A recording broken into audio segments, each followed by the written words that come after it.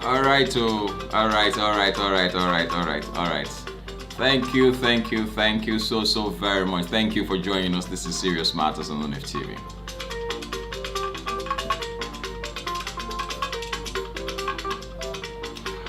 Okay, well, I hope you had a very wonderful week, and I hope you are having a very wonderful weekend. Good to be with you again. My name is Olukunle Abraham.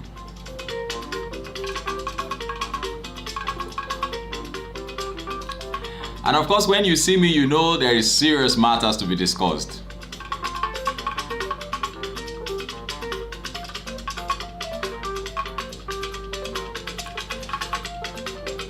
We have talked about Rabiu Musa Kwakwanso and Bishop Isaac Idausa.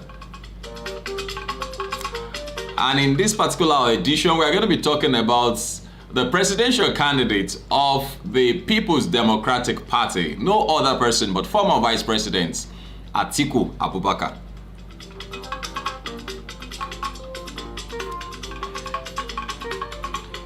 You know, the Yorubas have a saying, they say that you know, you get some questions where we say, we for ask those questions, but you know, say we no get our voice no loud. You know, when you're talking and your voice cannot go up, we say, speak louder, and nobody is hearing you. Then you have somebody who can speak loud. Then, of course, the matter now goes viral. Sowore has tackled Atiku in a recent interview which he had on Arise Television or Arise News about the $16 billion. I hope some of you remember that money doesn't leave my memory. That 16 billion naira has passed through our electricity in this country, and still we don't have lights. I'm running on generator now.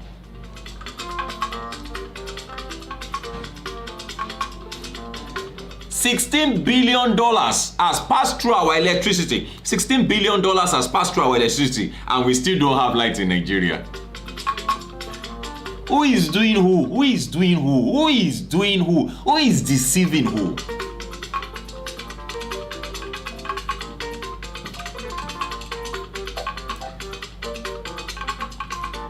Now I feel very, very bad. I feel bad whenever I think about that money, because I always remember.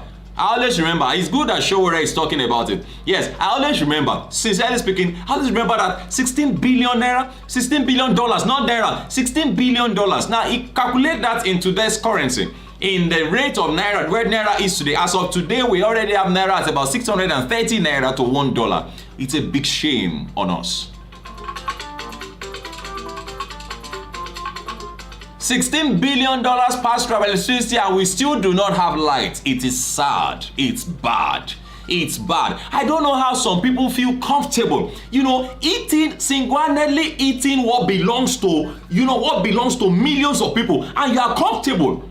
Some of you even go ahead and buy private jets. I don't know how, you don't get conscience. They don't get conscience. Conscience know they prick them. You know, say they consume waiting, 10, 100 millions of people suppose they consume together, and you go open your eyes, you go they fly inside that private jet, they look down, you go they see darkness, the people they in darkness. God go judge you now.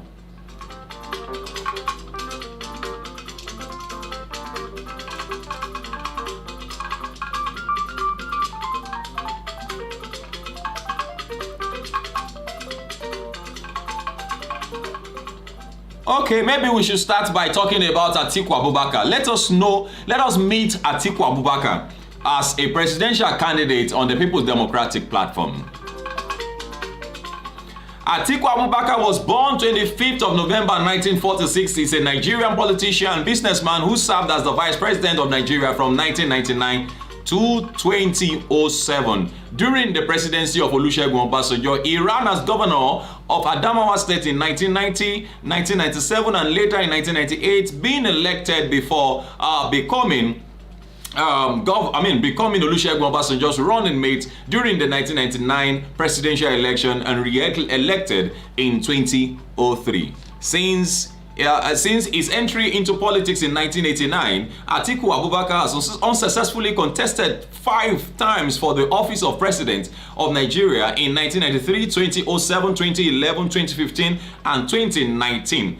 Now he's running again in 2023. In 1993, he contested the Social Democratic Party presidential primaries, losing to Moshood Abiola and Babangana Kingibe. He was a presidential candidate of the Action Congress in 2007 presidential election, coming in third to Umaru Yaradua of the People's Democratic Party and Muhammadu Buhari of the ANPP. He contested again the presidential primaries of the People's Democratic Party during the 2011 presidential election, losing out to incumbent President Goodluck Jonathan. In 2014, he joined the All Progressive Congress ahead of the 2015 presidential election and contested the presidential primaries, losing to Muhammadu Buhari. In 2017, he returned to the People's Democratic Party. I'll take that again. In 2017, he returned to the People's Democratic Party and was the party's presidential candidate during the 2019 presidential election, again losing to the incumbent President Muhammadu Buhari, as it says. Now, in May 2022, he was chosen as the presidential People's Democratic candidate in the 2023 Nigeria presidential election. Well, I would like to take a few, stuffs about him. Well, business career-wise, Abubakar worked in the Nigerian Customs Service for 20 years, rising to become the deputy director as the second highest position in the service was then known. He retired in April 1989 and took up full-time business and politics.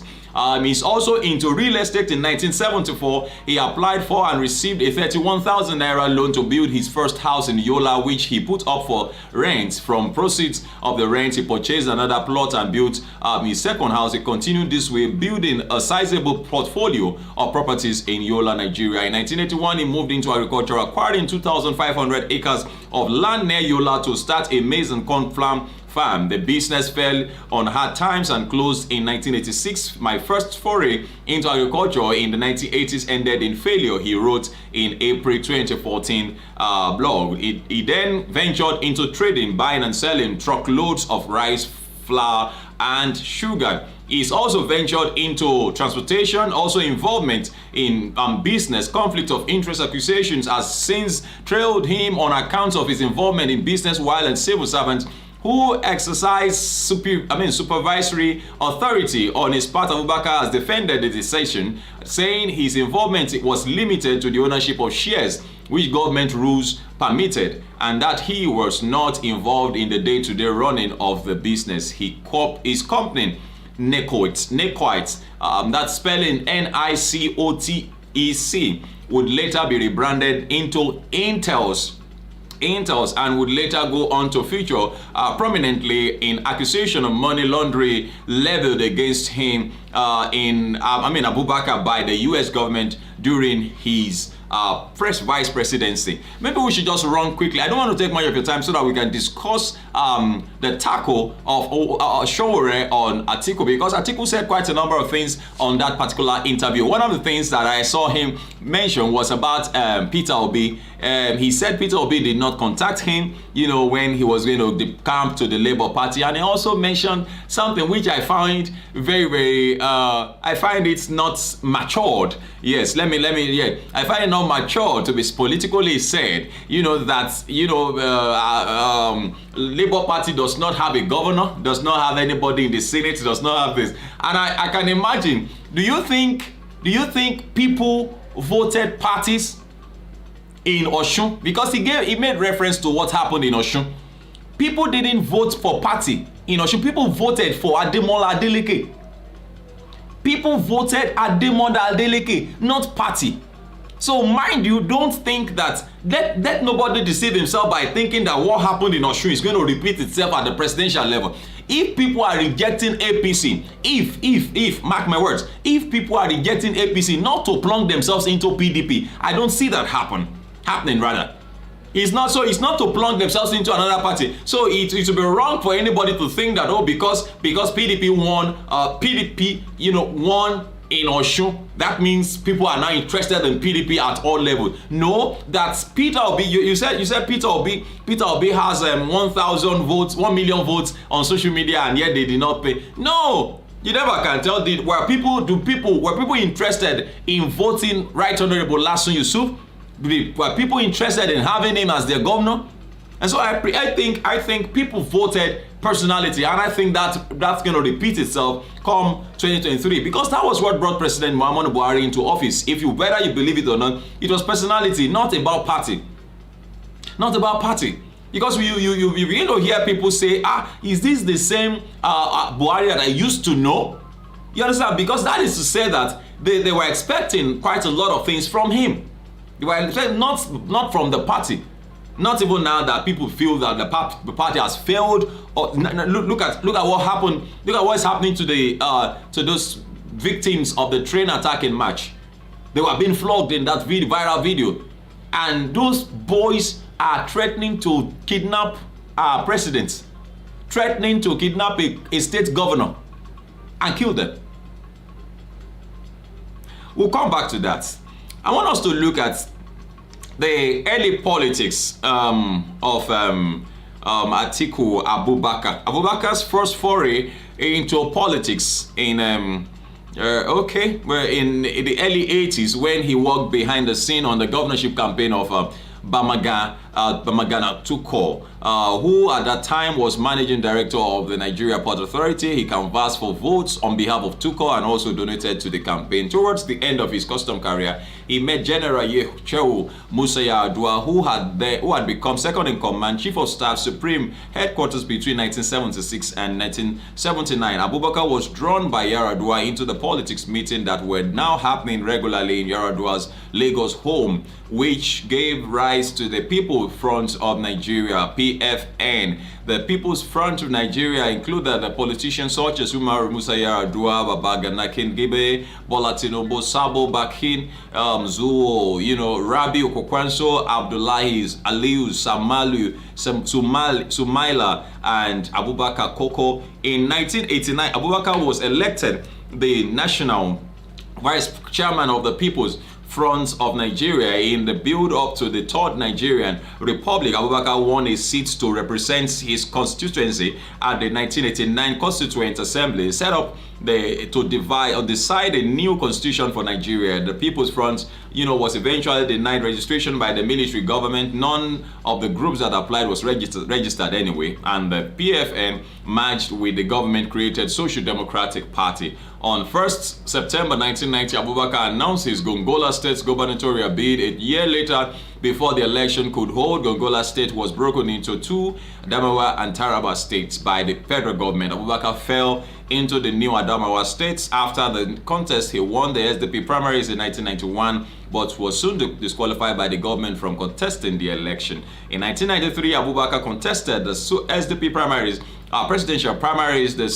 The result after the first ballot of the primaries held in Jos was Moshood Abiola with 3,617 votes, Babagana Kingibe with 3,255 votes, and Abubakar with 2,066 votes. Abubakar and Kingibe considered joining forces, combining 5,231 votes to challenge Abiola. However, after Shehu Yar'Adua asked Atiku Abubakar to withdraw from the campaign, with Abiola promising to make him his running mate, Abiola was later pressured by SDP governors to select Kingibe as his vice presidential running mate in the June 12 presidential election. After the June 12, during the General Sani Abacha transition, Abubakar, he showed interest to contest for the gubernatorial seat of Adamawa State under the United Nigeria Congress Party. The transition government came to an end with the death of General Abacha.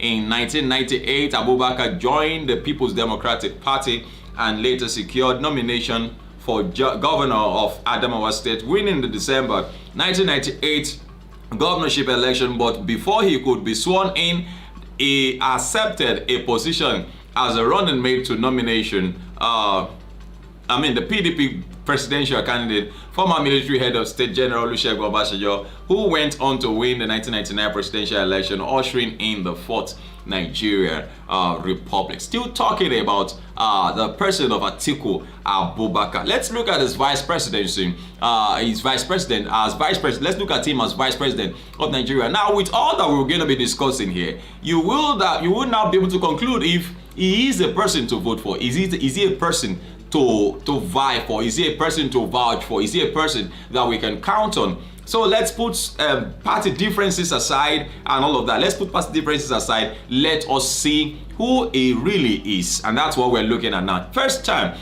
on May 29th, 1999, Abubakar was sworn in as Vice President of Nigeria. His first term was mainly characterized by his role as Chairman of the National Economic Council and Head of the National Council on Privatization, overseeing the sales of hundreds of loss-making and poorly managed public enterprises alongside. I think at this point he was able to garner quite a lot of wealth to himself, which way in way of business anyway. Second time, Atiku's second time as vice president was marked by a stormy relationship with President Obasanjo, and that brings us to quite a number of statements made by former President Olusegun Obasanjo. In 2006, Abubakar was involved in a bitter public battle with his boss, President Olusegun Obasanjo, ostensibly arising from the latter's bid to amend certain provisions of the Constitution to take another shot at the presidency, which was the third term agenda.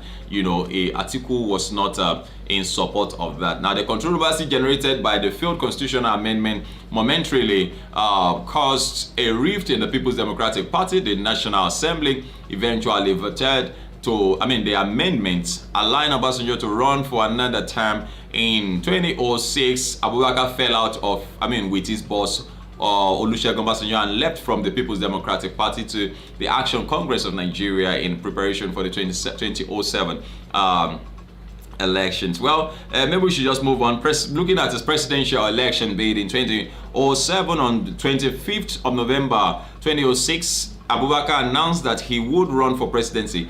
Now, he has run for presidency for at least 5 times.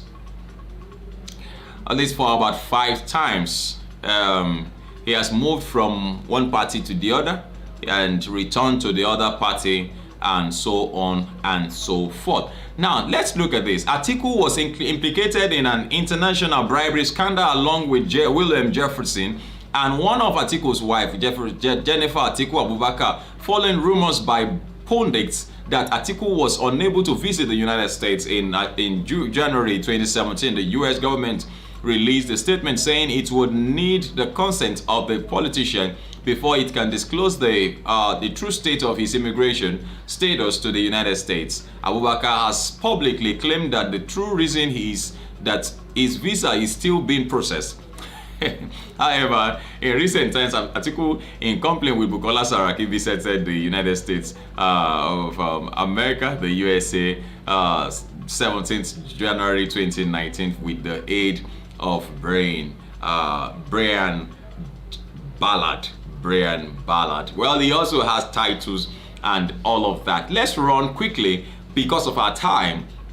Let's look at Sowore's attack. Now, Moyebele Sowore, the presidential candidate for the African Action Congress, has demanded answers from Atiku Abubakar, the presidential candidate of the People's Democratic Party, on the 16 billion naira investment in electricity while he was vice president under Olusegun Obasanjo. Well, this was in response to Atiku's earlier interview on Arise Television, where the People's Democratic flag bearer stated that Sowore knows nothing about the country as he only visited during election period. He lives outside the country. In the interview, Atiku said Sowore doesn't even know anything about the country because he lives outside the country. He comes every 4 years to contest the presidency. He fails and goes back again. So what does Sowore know about the country? Absolutely nothing. Well, what Sowore is saying, responding to Atiku, Sowore gave instances of how Atiku had left the country severally, whilst also adding that the People's Democratic flag bearer has lived in about 5 countries outside of Nigeria since 1999, and that he is a journalist and probably has access to information such as he's given at this time, and so there's nothing wrong with giving credence to credit and credence to whatever he says at this time. We would want to pay attention to him because he is a journalist. Now, in his tweets, he wrote, "Dear Atiku, I watched the clip of your Arise TV interview this morning wherein you were asked about my view on power scam under your regime. You failed to address how $16 billion was used to procure darkness. Instead, you claim he doesn't even know. Well, these are some things I know. That number one, you ran for office for the first time in 1992 as a presidential aspirant of the SDP. I also ran for the post of the SU president of the University of Lagos. You lost, I won. You left, I stayed to deliver democracy to Nigeria. Now, he said, I then left for the US in 1999 at the age of 28. You went on to become the vice president of Nigeria. You left Nigerians in darkness after spending 16 billion naira on power. I stayed with Nigerians, shining light on the mess you and your boss created in that sector. You left, I stayed. Now, after your failed plan to succeed your boss, Olusegun Obasanjo, who wanted a third term in office, I stayed to watch his third term bid. You, however, joined another political party and tried your luck. You left after you couldn't win. You left and I stayed. Since 1999, you have lived in about 5 countries outside Nigeria. I know this because your IP keeps changing the same way you kept changing political parties. We both contested in 2019. It was my first time contesting, but after the election you left, I stayed, and I'm still here. You have done your rounds from SDP to UNCP to PDP to ACN to APA back to APC to back to PDP. You have never done anything for Nigerian people. You have only taken care of your needs and those that benefit your family, cronies and friends. It is time to quit and let Nigeria experience electricity. My question again is, what happened to $16 billion released for electricity during your tenure as vice president? And I think this is one question that Atiku Abubakar will still have to answer. Whether now or later. That's the truth. It's a truth. It's a fact. It's a fact. It's a truth. Now, some of the things that you should know is that Sowore had accused Atiku for procuring darkness for Nigeria with the investment of $16 billion on electricity. I say that again. I can't imagine 16 billion naira passing through our electricity and we are still where we are. And Nigeria is still in darkness. This is sad. It's sad. It's sad. It's high time we speak up. It's high time we speak up. These guys cannot be riding private jets around and Nigeria is in darkness. They go and stay when this election has come and gone now, and you know they don't win. You know, they run away again. They get out until after 4 years before they come back. In an earlier tweet where he responded to Atiku on issues of the national grid, he wrote, "The national electricity grid collapse started when you and Obasanjo invested $16 billion to procure darkness for Nigeria. The Muhammad Buhari regime came to gazette grid collapse as a law. You know, Alhaji Atiku, don't pretend that you care about the national grid."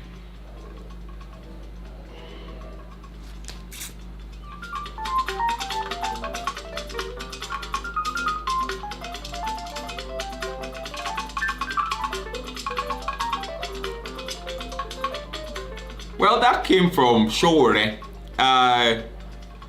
I want us to look at Baba Obasanjo. Baba Obasanjo has made so many statements about Atiku Abubakar.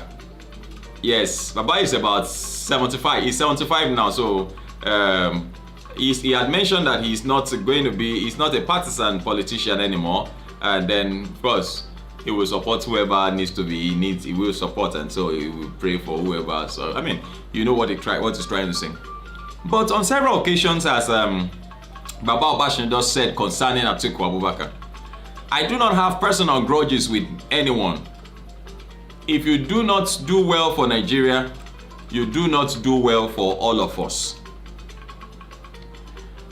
He went on to say, I want to pick because he said he had made quite a lot of statements, especially in that his book, in Baba's book, you know. He said, I know Atiku very well, and I have mentioned my position with Atiku. My position has not changed. He said, On a personal note, he added, if my children are getting married, he sends representative, and when his children are getting married, he also sends representative. He said, but on political grounds, my position has not changed. He said, if I support Atiku for a political office other than the one I supported him in the past when I did not know him, maybe, but now that I know him, God will not forgive me. Now, there are quite a number of things that he has said, and I'm sure you had seen you must have read about some of the things that he has said about Atiku, not being faithful with things that were committed to him and all of that. The questions that might arise might be, why is it because Atiku did not support Baba's third-term bid or all of that? Is that why he's talking this way? But whichever way, I think we need to be very, very careful. For those of you who feel that, oh, it is all about PDP, it's all about, no, I'm talking about an office here. I'm talking about an office here. The office of the president. Is this man fit? And so, what also happened to $16 billion under his watch? Yet Nigeria is still in darkness. I want to leave. It's a wonderful Sunday. I hope you also enjoyed yourself. Drop your comments, make them simple and civil, and also like our videos. Also do please share our videos with others. Share our videos with others. We'll always appreciate you. Thank you very much for watching. God bless you. So we'll talk again, Abi. You mean Okowa? Okowa, from all that we have read and garnered about Okowa, being the running mate of Atiku, he's a great man, and so I think it's good to go. The only issue that we had is meaning why Atiku did not choose Wike, and we've had so many things that look, Wike is a very stubborn person. That Wike does not think so. Atiku must have foreseen, what he was to his own boss, foreseen the same thing happening to him. They say person where use cutlass do something to somebody head, no, they want me then take cutlass. They say, what are you doing with that cutlass? Because he knows what the cutlass can do. He knows the damage it can do. Let's leave it there. Just drop your comment, make it simple and simple. Thank you very much for watching. I love you all. I appreciate you. Please do prepare